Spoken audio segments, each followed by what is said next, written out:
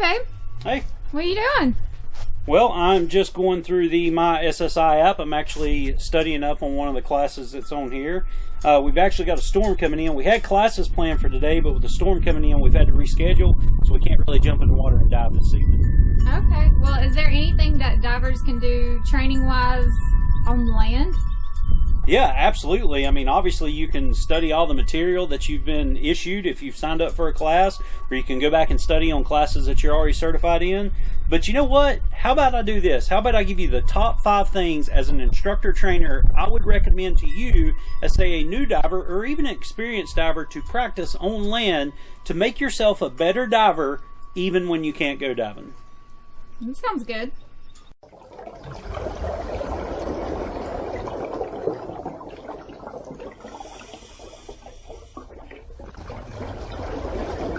What's up, guys? This is Brian again from Lake Hickory Scuba and Marina. If you're new to our channel, do me a huge favor. Hit this little subscribe button right here and ding that little bell as well. That way you guys are going to be notified every time we upload new content. Now, in today's video, I'm going to give you my top 5 choices of things that you can do as a diver or even someone who has taken the open water program to become a better diver when you can't go diving. So these are going to be the top 5 things that you can actually do on land to practice and become more efficient as a diver. So with that being said, let's jump into this day's video and find out how you can become a more safer, confident, comfortable, and more efficient diver.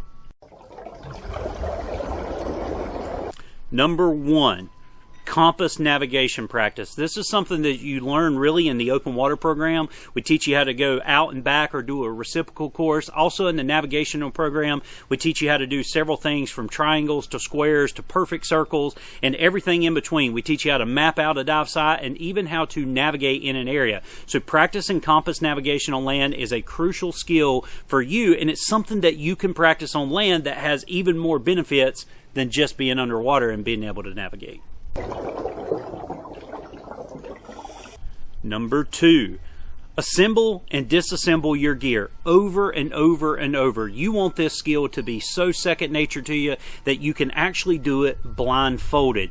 Plus, this is also going to make you really know your equipment, know where your inflator is, know where your weight pouches are, know exactly how the buckles and things work. So practice this skill over and over and over and test yourself. Let you and a buddy do it together, time yourself, see who can do it the fastest, and then always make sure you do a pre-dive safety check afterwards to make sure everything is properly assembled and even properly disassembled and stored after the fact.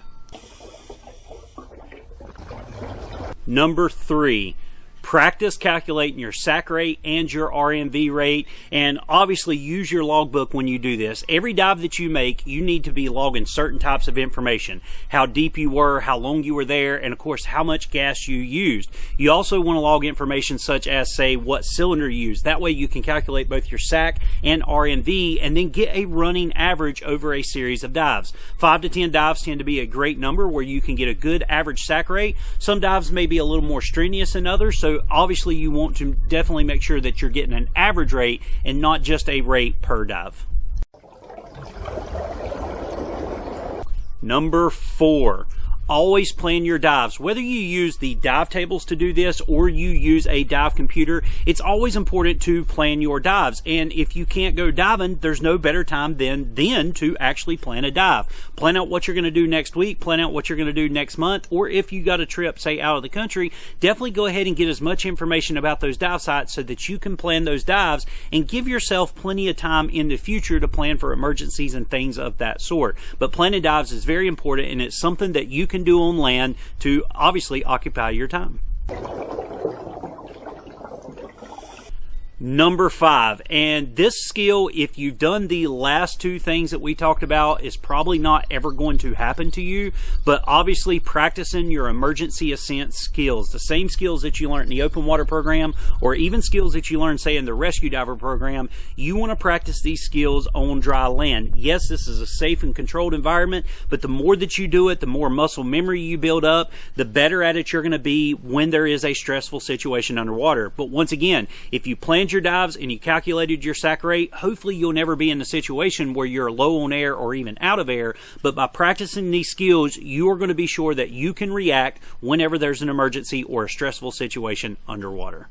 So there you go, guys. As an instructor trainer, that would be my top 5 tips of things that you can practice here on land when you can't go diving. These are easy skills to practice. These are something that should be second nature to you. And yes, if you've been diving for a very, very long time, some of this stuff does come second nature to you. But if you're new to diving, or maybe you forgot how to read the dive tables, pull out your dive tables and practice with them. Try to compare your dive tables to your dive computer and see some of the discrepancies from them so that you can make more accurate and safer dives as well. But guys, if you found this video helpful, or you think there is a tip that we should have added here, drop me a comment down below of some things that you practice on land when you can't go diving, and we'll discuss it. But guys, if you did find this video helpful, give me a big thumbs up. Definitely share it as well. If you got any questions, comments, or concerns, drop it down below and we'll discuss. But until our next video, take care, God bless, and I'll see you in the next one.